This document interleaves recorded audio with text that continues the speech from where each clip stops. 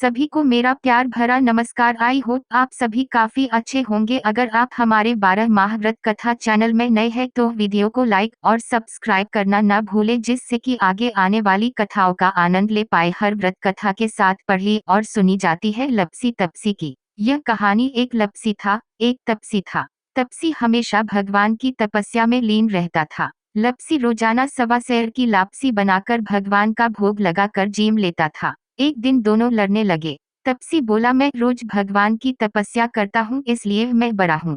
लपसी बोला, मैं रोज भगवान को सवा सेर लापसी का भोग लगाता हूँ इसलिए मैं बड़ा। नारद जी वहां से गुजर रहे थे। दोनों को लड़ता देखकर उनसे पूछा कि तुम क्यों लड़ रहे हो। तपसी ने खुद के बड़ा होने का कारण बताया और लपसी ने अपना कारण बताया। नारद जी बोले, तुम्हारा फैसला मैं कर दूंगा। दूसरे दिन लपसी और तपसी नहाकर अपनी रोज की भक्ति करने आए तो नारद जी ने छुपकर 1.25 करोड़ की एक एक अंगूठी उन दोनों के आगे रख दी। तपसी की नजर जब अंगूठी पर पड़ी तो उसने चुपचाप अंगूठी उठाकर अपने नीचे दबा ली। लपसी की नजर अंगूठी पर पड़ी लेकिन उसने ध्यान नहीं दिया। भगवान को भोग लगाकर लापसी खाने लगा। नारद जी सामने आए तो दोनों ने पूछा कि कौन बड़ा, तो नारद जी ने तपसी से खड़ा होने को कहा। वो खड़ा हुआ तो उसके नीचे दबी अंगूठी दिखाई पड़ी। नारद जी ने तपसी से कहा, तपस्या करने के बाद भी तुम्हारी चोरी करने की आदत नहीं गई, इसलिए लपसी बड़ा है और तुम्हें तुम्हारी तपस्या का कोई फल भी नहीं मिलेगा।